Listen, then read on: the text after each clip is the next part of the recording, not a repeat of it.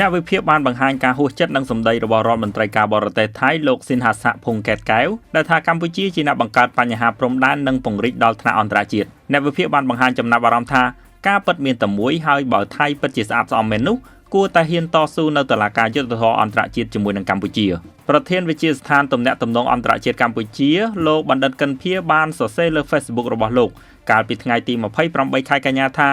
លោកបានអានសន្ទរកថារបស់រដ្ឋមន្ត្រីការបរទេសថៃរួចហើយមានអារម្មណ៍ថាខឹងផងនិងស្ងោចផងលោកថាខឹងនោះគឺត្រង់ថាថៃអាចបំភ្លៃការពិតបានដោយឥតអៀនខ្មាស់និងស្ងោចនោះគឺថាត្រង់ដែលថៃពូកែបំភ្លៃហើយធ្វើមុខស្រស់និងធ្វើចរិតសុភាពបុរសបានល្អ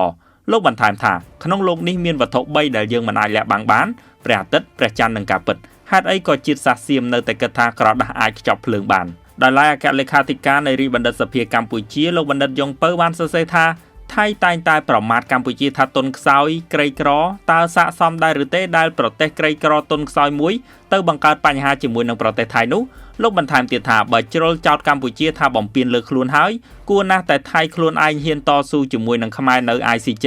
និងហ៊ានទទួលយកអ្នកអង្កេតការពេញសិទ្ធិអាស៊ានដើម្បីពិនិត្យទៅលោកបានសរសេរថាកម្ពុជាហ៊ាននិយាយការពិតនៅ UNGA 80ហើយក៏ហ៊ានស៊ូក្តីនៅគ្រប់តុលាការអន្តរជាតិហើយក៏មិនខ្លាចនឹងការអញ្ជើញភាគីអន្តរជាតិមកពិនិត្យស្ថានភាពពិតដែរពេលថៃចេះតែចោទកម្ពុជាប៉ុន្តែធ្វើការទូតអន្តរជាតិខ្មួមុខទៅវិញរដ្ឋមន្ត្រីការបរទេសកម្ពុជានិងរដ្ឋមន្ត្រីការបរទេសថៃបានថ្លែងនៅមហាសន្និបាតអង្គការសហប្រជាជាតិនៅព្រឹកជាមួយគ្នាកាលពីថ្ងៃទី27ខែកញ្ញានៅទីក្រុងញូវយ៉កសហរដ្ឋអាមេរិកថ្លែងក្នុងមហាសន្និបាតនោះឧបនាយករដ្ឋមន្ត្រីការបរទេសកម្ពុជាលោកប្រាសុខុនបានថ្លែងពីតម្លៃនៃសន្តិភាពចំពោះកម្ពុជានិងការបដិញ្ញាចិត្តចំពោះបទឈប់បាញ់ដែលសម្រេចបានកាលពីចុងខែកក្កដាកន្លងទៅតែបទឈប់បាញ់នេះផុយស្រួយណាស់ដោយសារតែសកម្មភាពឯកតោភាគីរបស់ថៃបានបំពានយកទឹកដីរបស់កម្ពុជាបំពានលើប្រជាជនខ្មែរដោយប្រើកម្លាំងជំនួសយន្តការច្បាប់ដែលបានព្រមព្រៀងគ្នាលោករដ្ឋមន្ត្រីក៏បានអំពាវនាវស្វែងរកការអន្តរាគមន៍ពីអាស៊ានអគ្គលេខាធិការអង្គការសហប្រជាជាតិស្ថាប័នរបស់ UN និងមេដឹកនាំពិភពលោកដើម្បីជួយបន្ថយភាពតានតឹងរវាងកម្ពុជាថៃ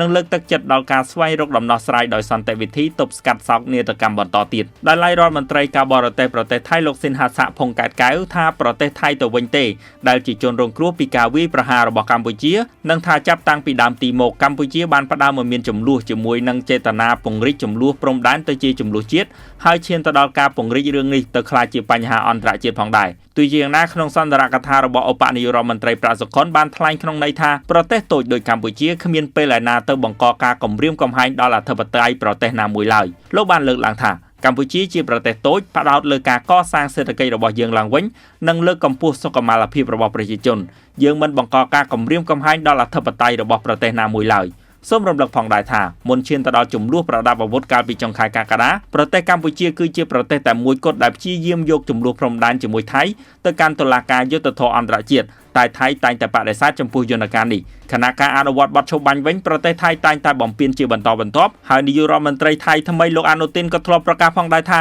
ថៃមិនអោយប្រទេសណាមួយមកជ្រៀតជ្រែកកិច្ចការផ្ទៃក្នុងរបស់ខ្លួនក្នុងចំនួនជាមួយនឹងកម្ពុជានោះទេ